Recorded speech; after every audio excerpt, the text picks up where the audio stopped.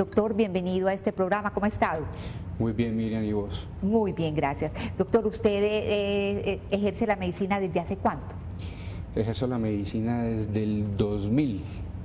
O sea, ya lleva... Ya llevo más años. o menos 14 años. Desde el 2000, sí, de 14 años, claro que sí. De la medicina. Bueno, ¿y de qué universidad es egresado? De la Universidad de Antioquia. Estuvo trabajando un tiempo con EMI y actualmente ¿en qué hospital se está desempeñando? Sí, estoy trabajando en urgencias en la IPS de Industriales con Sura. Ajá, me da pie para preguntarle a una persona que trabaja con una tarea tan exigente como es la de atender, imagínese, el departamento de urgencias de un hospital. ¿Se le ha llegado a morir algún paciente en las manos después de haber hecho todo lo posible para prolongar la vida? Bueno, afortunadamente, pues en los últimos años, aquí en Sura, pues no me ha sucedido. En los años que estuve en EMI, que fueron 10 años, era más o menos frecuente que se me murieran algunas personas, pero eran personas en estados terminales, donde se esperaba que la muerte pues iba a llegar. Afortunadamente, en los pacientes que tenían una esperanza de vida más elevada, pues pudimos solventar ese caso y llevarlo al hospital y no se me murió ninguno. Cuando hice el rural, sí se me murieron algunas personas. ¿No es muy traumático eso, doctor? Demasiado, demasiado, porque uno de ellos fue un bebé. Un bebé donde en las situaciones en las que estaba el país de salud no eran las mejores condiciones y faltaba mucha educación en esa región, entonces el niño llegó ya muy complicado y no tenía yo con qué mejorar su estado vital. Claro que sí. Bueno, qué pesar no tener más tiempo para detenernos en esta parte de su trabajo, pero bueno, usted tiene una historia muy interesante y yo quiero que todos los televidentes la conozcan. Pero a ver, usted es médico, pero en algún momento fue sacerdote. De hecho, estudió en un seminario. ¿Por qué abortó la idea de ser un consagrado del Señor? Bueno, me di cuenta de que mi vocación iba a ser el matrimonio, no iba a ser el sacerdocio. ¿Y eso lo aclaró allá mismo en el seminario? Sí, ajá, eso lo aclaré allá mismo en el seminario, a pesar de que tenía muy corta edad, tenía más o menos unos 14 años, pero me di cuenta que ese no era mi camino y que no quería defraudar al Señor. Y evité más bien la tentación y más bien continué el camino del matrimonio. ¿Cuánto tiempo estuvo en el seminario? Estuve 3 años. ¿Y qué le dejó ese paso por este sitio? Bueno, me dejó cosas muy importantes, me dejó disciplina, me enseñó a aprender a sembrar y cosechar, me enseñó la obediencia, la humildad, me enseñó el trabajo, el sacrificio. Me enseñó a conocer y a aprender de las cosas que Dios nos da como la naturaleza. Ajá, o sea, valió la pena ese tiempo, esos 3 años que pasó en el seminario. ¿Quién era Dios para usted en esa época, doctor? Usted que venía de un hogar con un padre alcohólico y que tiempo después le tocó ver la separación de sus padres. Sí, Dios en ese momento pues fue un soporte muy grande, demasiado grande para la familia. Nosotros no estábamos en muy buenas condiciones económicas y fue un soporte espiritual en esos años, tanto para mi familia, para el núcleo familiar pues comprendido por mis padres y mi hermano, y para mí mismo, porque estaba pues de todas maneras tranquilo en un ambiente de oración. Y hoy por hoy le agradezco a Dios todos esos años donde estuve frente a la Eucaristía, al Rosario y a diferentes enseñanzas. Por cierto, usted lo ha dicho, les tocó vivir una época de muchas vacas flacas, de mucha carencia económica, y esto lo hizo sufrir a usted mucho, particularmente en el colegio y después en la universidad. Cuéntenos por qué. Sí, porque sobre todo cuando salgo del seminario, ¿cierto? Que era un ambiente pues más bien humilde. Cuando salgo del seminario y llego aquí a mi colegio, de un estrato elevado, por decirlo así. El Corazonista, un muy buen colegio, el sí. Colegio Corazonista, excelente colegio. Yo, sin una condición económica adecuada, por decirlo así, entro a enfrentarme a compartir con compañeros de una clase social más elevada. Entonces eso crea en mí un poco de un enfrentamiento social que no es fácil de llevar en ese momento. A pesar de que venía de tener pues unos conceptos católicos, a pesar de que Dios me había apoyado en un momento, aquí me venía a enfrentar a otra cosa totalmente distinta y fue muy difícil. Además de que fue una época del narcotráfico, donde estaba surgiendo nuevos carros, nuevos edificios, las marcas, algunos pues en ese entonces, por decirlo así, los muchachos éramos marquilleros y yo no podía tener absolutamente nada de esas cosas. Entonces no me sentía muy bien. Y en la universidad fue igual, ¿no? En la universidad sí cambió, porque en la Universidad de Antioquia pues el estrato ya era más bajo, por decirlo así. Entonces para mí fue más fácil, ya encajé. Ajá. Encajé con los compañeros, además de que en la universidad, la verdad, cada uno lo que le interesa es salir adelante y forjarse un mejor futuro. Entonces no se fijaba uno mucho en ese tipo de cosas. Por cierto que hoy en día, y eso lo veremos de pronto más adelante, usted le agradece mucho al Señor el haber pasado por todas esas afugias, por todas esas necesidades, por todos esos deseos insatisfechos, ¿no? Estoy totalmente feliz con eso, o sea, yo pienso que haber pasado por la pobreza para hoy, para mi vida, ha sido una bendición, ha sido algo espectacular. Muchas personas siempre han sido de cuna, por decirlo así, han sido ricos, han tenido sus condiciones sociales muy buenas, pero no saben qué es la pobreza de verdad. Y vivir la pobreza desde el punto de vista social para mí ha sido muy importante, conocer la pobreza como tal, y ahora que estoy en el camino del Señor, me imagino cómo vivió nuestro Señor Jesucristo, José y María, esa pobreza, pero en medio del amor. Entonces yo le doy las gracias a Dios, porque me ha dado un conocimiento, una experiencia. Exacto.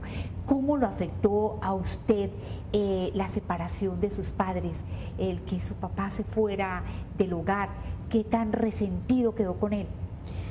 Bueno, a medida que uno va aumentando los años y llega a la edad de la adolescencia es una edad muy frágil, ¿cierto?, de muchos confrontamientos personales. Entonces en esa época fue cuando más lo necesitaba, no tanto económicamente, sino para que me dijera sus experiencias, sus vivencias, para yo poderme enfrentar a lo que venía en la vida. Y eso lo hizo fue mi madre. Entonces uno sí tenía como su resentimiento, su rencorcito, y no me sentía bien con eso.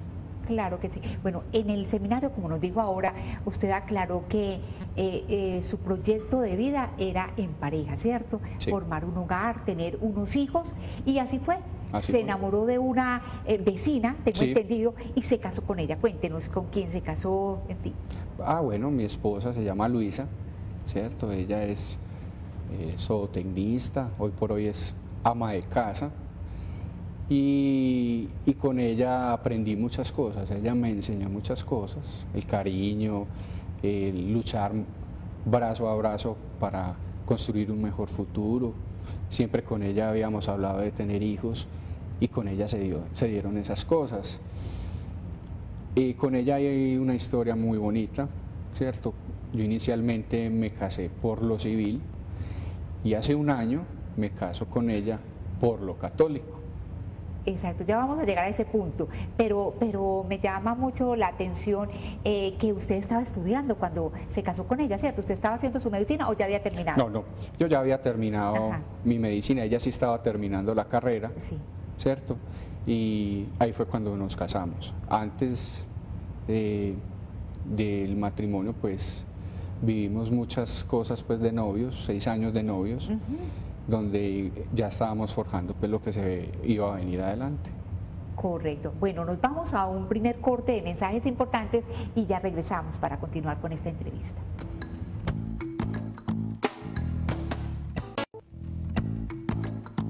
Bueno, doctor, estaba haciendo usted el año rural cuando un carro bomba sacudió, la explosión de un carro bomba sacudió la ciudad de Medellín, concretamente el sector del Poblado, en el Tesoro. Este hecho a usted de alguna manera lo impactó muchísimo porque usted tomó una decisión importante. Cuéntenos. Sí, pues veníamos de una época de violencia, de las bombas de Pablo Escobar, y estalla una nueva bomba en el Tesoro, yo estando en el rural, unos familiares estuvieron cerca de haber sufrido ese impacto, y yo tomo la decisión de que estoy cansado, que ya no quiero más violencia y me quiero ir del país, y eso hago. Termino el rural y me voy para donde mi padre en Estados Unidos, en el estado de Nueva York, ya como médico, ya con rural, ya con registro médico, a intentar hacer una vida ya como médico. Tengo entendido que usted allá no trabajó mucho en medicina, pero sí sanó una gran herida, ¿no? Sí, yo trabajé en otra cosa totalmente distinta, pero también muy enriquecedora para mi vida espiritual. Te cuento cortamente que trabajé en un bosque, levantando piedras, haciendo unos sacrificios impresionantes. Algunas veces, he ido varias veces, trabajaba en invierno a temperaturas bajo cero, o otras veces en el verano a temperaturas muy elevadas. Y allá compartí varios meses con mi padre, ¿cierto? Y allá sané esas heridas con mi papá. Yo allá lo perdono por todo lo que me hizo sufrir con su alcoholismo, con mi madre. Y fue una experiencia muy grata. Nos abrazábamos mucho, hablábamos mucho, compartí como un niño con él. Entonces esa herida quedó absolutamente sanada. Jugaba con él. Jugaba con él, lo cargaba, lo tiraba, nos reíamos, le hacía cosquillas. Fue espectacular. Y esto fue muy providencial porque un año después de esto su papá murió. No, él sí murió. Sí. Él se murió más o menos 5 años después. Fue 5 años. 5 años después de un cáncer de pulmón. Ajá. Yo jamás lo volví a ver. O sea, esta fue la última vez que lo vi, porque obviamente yo ya me regreso de Estados Unidos para Colombia, donde pues yo ya me había casado con mi esposa estaba en embarazo, y yo decidí estar en el momento del parto acompañando a mi esposa y a mi hija. Entonces yo ya me tenía que venir para acá, y fue la última vez que lo vi. Exacto. Bueno, tuvo la oportunidad Sí, de haber hecho las paces, de haber suavizado todo. Sí. Qué maravilla. ¿A usted le tocó, doctor, cuando estaba en los Estados Unidos, el atentado contra las Torres Gemelas en Nueva York? ¿Cómo fue para usted ese evento? No, pues eso fue un evento traumático. Usted que había salido por las bombas, los carros vaca de Medellín y tocarle tremenda cosa ya. Yo ya no sabía para dónde pegar, o sea, yo no sabía para dónde irme, entonces para qué parte del mundo me voy, y ya con tanto terrorismo en todas partes del mundo, y supuestamente estaba en el país más seguro del mundo. Entonces eso crea en uno una dicotomía tremenda. Y aprendí de los americanos cosas muy bonitas, la unión. Había muchos carteles en los pueblos más pequeñitos de la unión entre ellos mismos. Vi el patriotismo de ellos mismos, Y eso me llamó mucho la atención. Ellos, en vez de huir del país, iban a enfrentarse al problema. Y yo dije, yo también como colombiano puedo hacer lo mismo. Yo no me voy a quedar aquí. Yo me voy a ir para Colombia otra vez, me voy a parar y voy a trabajar. Me voy a quedar allá en Colombia, en medio de lo que sea. No voy a coger armas, eso sí, pero sí con el solo hecho de estar, yo voy a hacer que mi país pueda salir adelante con mi trabajo. Y eso hice. Usted se sintió mal, precisamente, pues Sí, se imagina, no, porque usted había salido huyendo de acá. Me sentí muy mal. Yo estaba en el estado de Nueva York, a 2 horas de las Torres Gemelas, y tocarme esta situación pues tan grave, donde ya cuando me vengo pues para Colombia, eso fue el 11 de septiembre, un 24 de septiembre, nace mi hija. Por Dios, por Dios. Bueno, doctor, usted regresa entonces a Colombia y ya a trabajar en medicina, ya es usted un doctor, empieza a trabajar en lo que es, hacer la tarea de médico, y inicia con EMI, con el servicio prehospitalario, ¿cierto? Sí, de atención prehospitalaria. ¿Cómo le fue, doctor? Tengo entendido que usted allí hizo un doctorado en medicina social.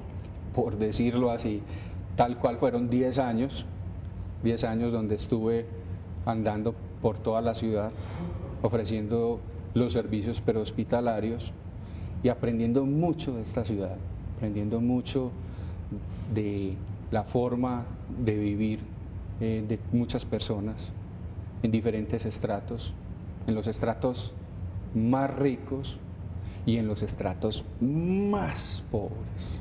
O sea, fui a lo más pobre de esta ciudad, lo más humilde de esta ciudad, y eso me enseñó muchísimo, porque aumentó en mí la sensibilidad por los demás.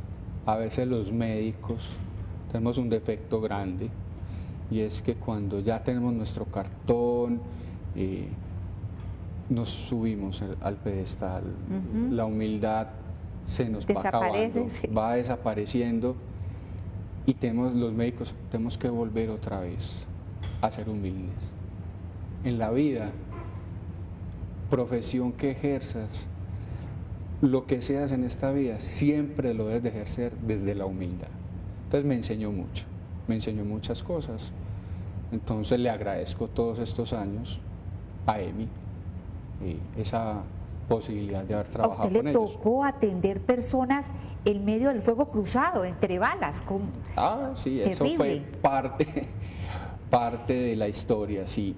Cuando el enfrentamiento entre bandas en la Comuna 13, cuando estaba pues el conflicto en su punto crítico más alto, nosotros íbamos a atender pacientes que estaban en una zona de cobertura, y esa zona de cobertura hacía parte del conflicto, y las personas nos llamaban enfermas de igual forma, y nosotros íbamos allá.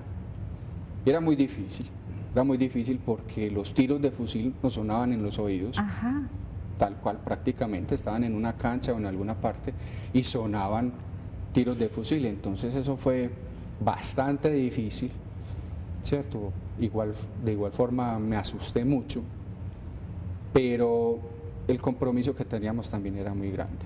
No podíamos dejar una persona con un infarto en una casa a pesar de las balas. Yo sé que eso pues de pronto no era lo más adecuado, pero a veces esos sentimientos se encuentran de ir o no ir, y uno termina yendo. Claro que sí.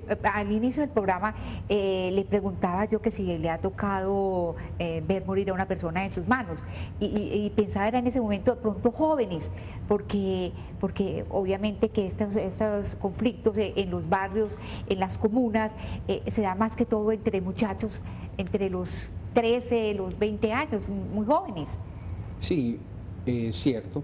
Retomando entonces esa parte de la historia, pues durante el ejercicio médico en EMI no me tocó eso, pero durante mi época de estudiante sí. Yo estudié en Policlínica en una época difícil, y vi morir muchos jóvenes por las balas. Y cuando estuve en el rural, lastimosamente no me tocó verlos morir, ya me tocaba era hacerles las necropsias. Oh, por Dios. Por los enfrentamientos que había por nuestra situación. Doctor, ¿termina uno acostumbrándose a eso? Lastimosamente uno se va volviendo un poco acostumbrado. Pienso que uno tiene que empezar a tener como cierta frialdad, porque hay que hacerlo, ¿cierto? Sin desprestigiar, por ejemplo, el trabajo del que recoge la basura. Trabajar en medio de la basura no es lo mejor, pero él tiene que acostumbrarse a recoger basura y al olor y a tantas cosas. Así mismo, nuestro trabajo tan cruel te va como acostumbrando y te va volviendo un poco frío y lo haces más fácil. Lo haces más fácil, no dejas de preguntarte igualmente. Bueno, doctor, esta historia continúa, nos hemos llegado realmente al meollo, a la conversión del doctor Juan Felipe. Por eso yo los invito a todos ustedes para que no se despeguen, es algo muy bonito, vale la pena conocerlo, así que los espero la próxima semana con nuestro invitado de hoy. Doctor, entonces, otro programa más. Muchísimas gracias, Que esté Miriam. muy bien.